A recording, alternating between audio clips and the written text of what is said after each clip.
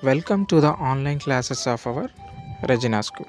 I am your Jagadish Master. Children, see here. Teachers can open the door, but you must enter it yourself. So, a teacher can teach you the lesson, but the remaining part of your success, is completely based on your interest and how hard you work. So, my dear children, after this class, you need to open your textbook and you have to study thoroughly. What have you learned till now? Then only the knowledge on this lesson will be improved. So that is why you have to enter it yourself. Okay? Thank you. Children, see here we are in chapter 3, that is laws of motion. Children, see here we are in chapter 3, that is laws of motion, and now we will see Newton's second law. Already we have seen in the last class. So what is Newton's second law? The acceleration of an object is directly proportional to the net force and is inversely proportional to the mass of the object. The acceleration and net force always acts in the same direction. See here, I am taking some force. Already we have derived na second equation, that is F equal to ma. From that take out acceleration. So acceleration equal to net force by mass. See here children, if the net force increases, acceleration increases. Why? Acceleration and mass are directly proportional. Okay, they are directly related. What about the mass? If the mass increases, what happens? Acceleration decreases. See, why acceleration is decreasing when the mass is increased? They are inversely related. That is, mass and acceleration are inversely proportional. Okay, that is why acceleration decreases whenever the mass is increased. So, children, see here, whenever you are pushing a bicycle, are you feeling it easy or not? Yes, you are feeling it easy whenever you are pushing a bicycle. Now, I told you to push a huge truck, a lorry. What you will feel? How you will feel? So, mass of lorry is greater than the mass of cycle. So, that is why whenever you are pushing a lorry, the acceleration is decreased. There is no acceleration. If I told you to push a auto rickshaw, what happens? The mass is decreased. There may be a chance of a little acceleration. Am I right or not? So that is why we can say whenever a mass is increased, its acceleration decreased. Now I think you understood with this example. So we will deeply study about this in the linear momentum. Okay, there I will explain you with images. Now see children, so where we are in the Newton's second law. Okay, suppose now see, if I increased the force for 4 times and I have took the mass, that is 2 times. So mass is increased to 2 times, force is increased to 4 times. What happens? Acceleration, that is 4 by 2. What you will get? 2. Acceleration is 2. So force I took 4, mass I took for 2. What happens? The values. So 4 by 2. What you will get? Acceleration 2. Now suppose see, if I increased force for 8 times and mass is decreased for half. Okay, half kg. Mass is decreased for half kg. What happened? Acceleration 8 by 1 by 2. So what you will get? 8 by 1 by 2? 16. Okay, I hope you know the mathematics. So divide both numerator and denominator by 2. So what you will get? Okay, sorry, multiply the denominator and numerator by with 2. What you will get? 16 meter per second square. This is the acceleration. Okay, now see, there is a block children. So there is a block. Okay, you with Now you are applying certain force F on this block. Okay, you are applying certain force F on this block. Now when you are applying force, what happens? The block will move, so that there is acceleration. Change in velocity means there is acceleration. Now in which direction the acceleration is? Actually in the direction of force. Now see, there is a block with 5 kg.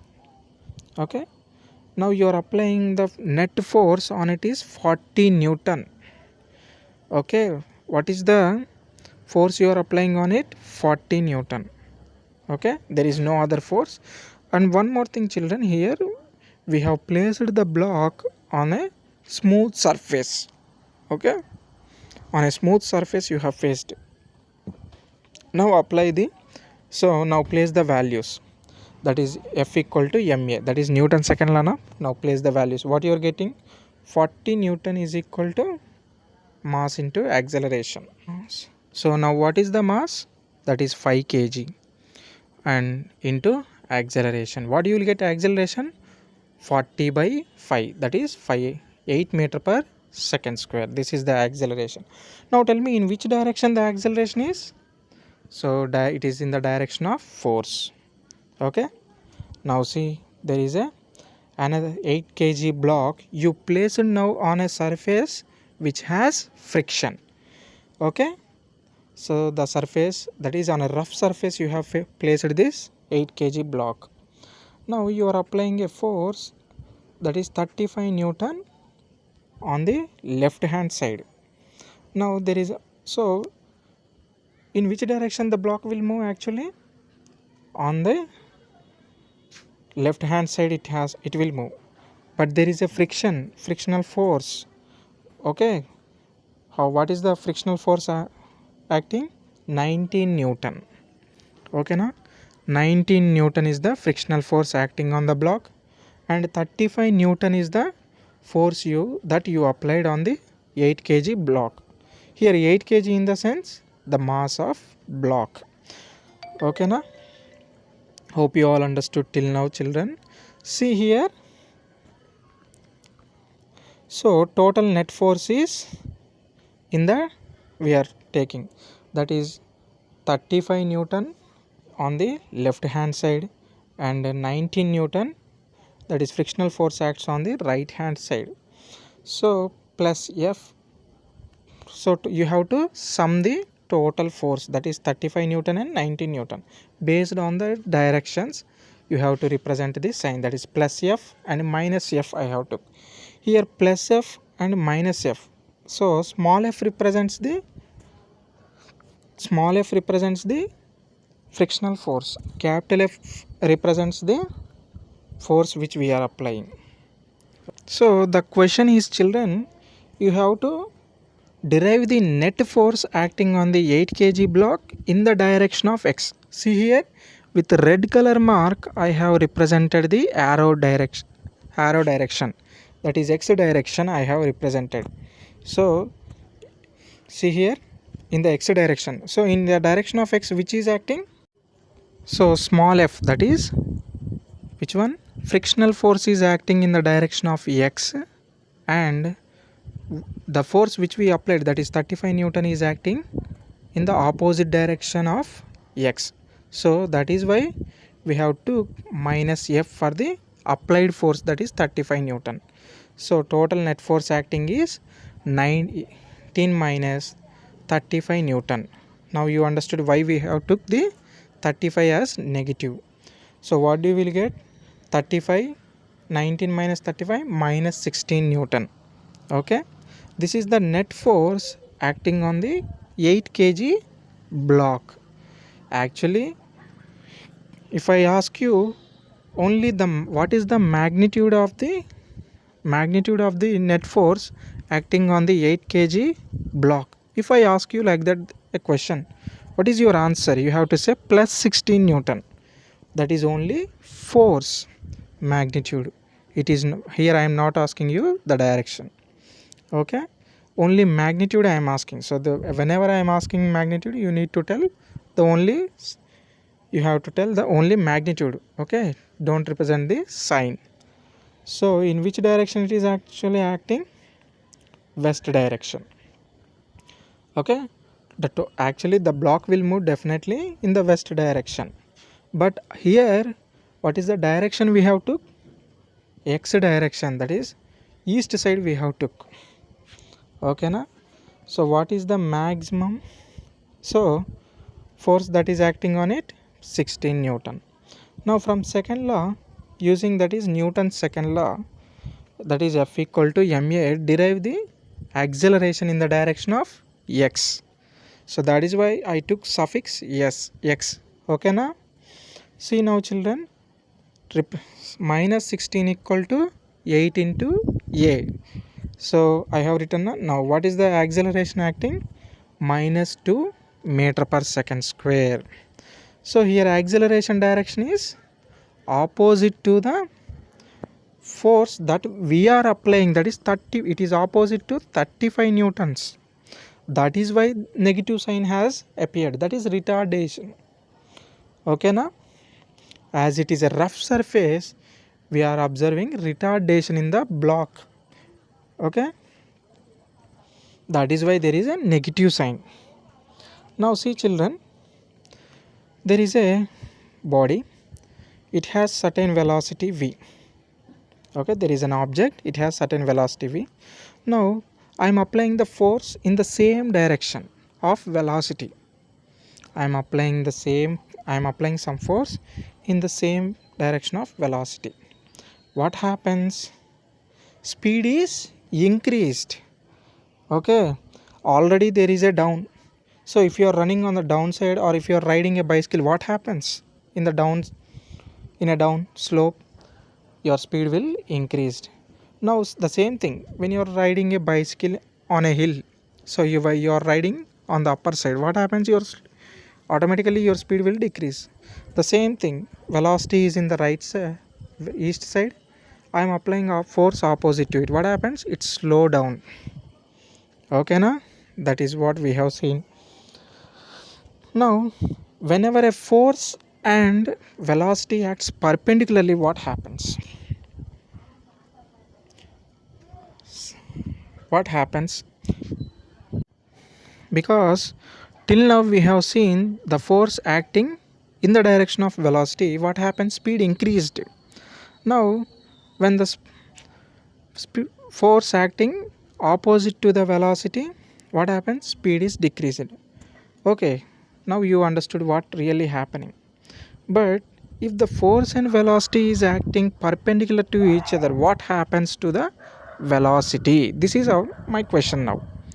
So think once, pause the video, think what happens. Okay, now see children, so whenever we are force and velocity is acting perpendicular to each other, there is no change in the velocity. But whenever what happens actually, the body takes a turn.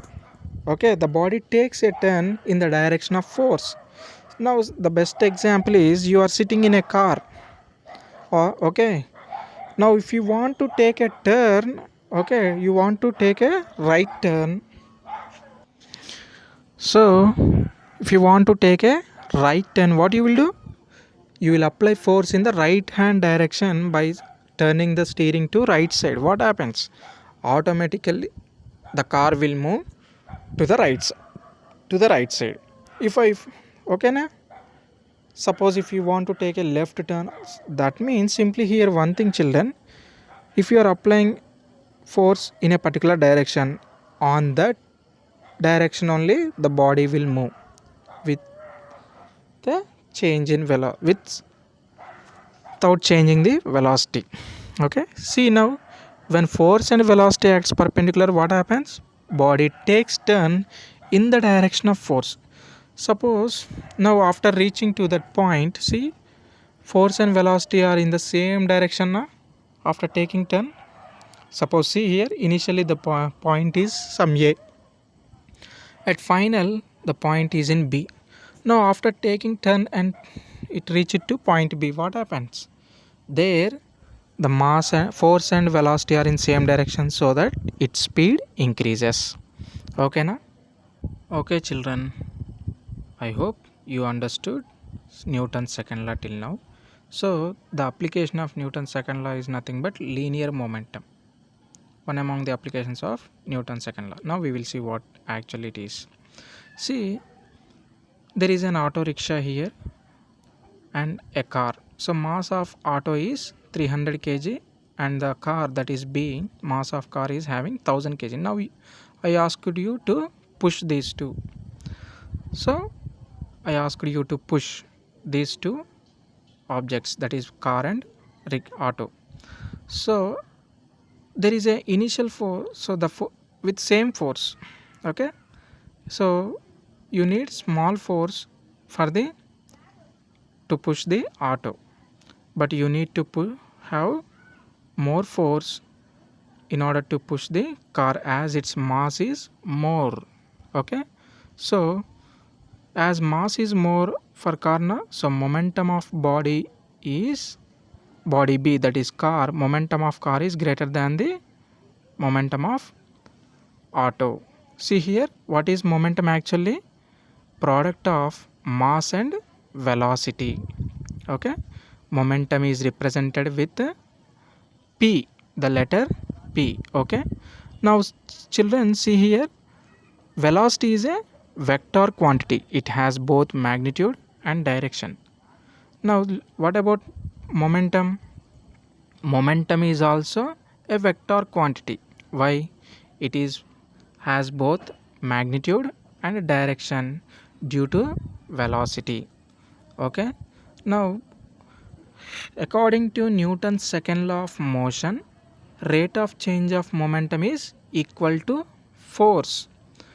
Okay, rate of change of momentum is equal to force. That means whenever momentum is changing, that means it is it has some force. Am I right or not? Whenever you are applying force, body will move, nothing but it is momentum only.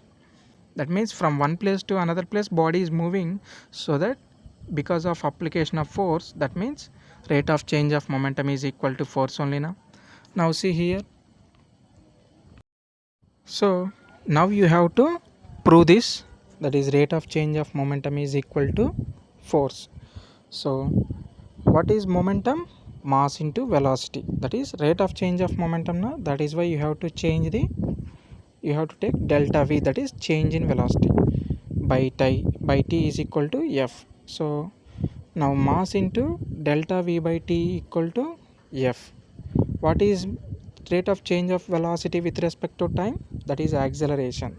So from there you will get f equal to ma, which is again Newton's second law. Okay, now you understood. What is the SI unit of momentum? See here, mass, it is SI unit of mass is kg. What about velocity? Meter per second is the SI unit. So finally you will get kg meter per second. Okay, now see children, mass of auto is 200 kg, mass of car is 1000 kg. Are they having equal momentum? Are they having equal momentum? So now we will check. See, now I took velocity of auto is some 5 meter per second and velocity of B, that is car, is 1 meter per second. Now see here, what is momentum? Mass into velocity, that is 200 kg mass of, so momentum of auto is mass into velocity, multiply you both 205, what you will get? 1000 kg meter per second. What about car? Same, mass into velocity of car, you will get 1000 kg meter per second after substituting the values. Have you got the momentum equal or not? Yes, that means simply one thing it is derived from this problem children, that is momentum doesn't depend on the mass or velocity. Okay, so momentum will not depend on the both mass and velocity. Now see, does a stationary body possess momentum? Okay, does a stationary body possess momentum? No, as velocity is 0, okay, as velocity is 0, what you will get? Momentum is 0. Why? Because p equal to mv na velocity is 0. Hope you all understood, children, now what till now what we have learned. So from this, momentum doesn't depend only on velocity or only on acceleration. It doesn't depend only on one quantity, it depends on both. Okay na? Thus we can say, okay, we can say momentum is a vector quantity, and for stationary body it is 0. Okay, hope you all understood about momentum. Okay, children, hope you all understood about Newton's second law. In the next class we will see Newton's third law and remaining things. Okay, so as I told you initially, you have to enter the door by your own. So that means effort is yours. Take textbook and go through it, you will understand my class today.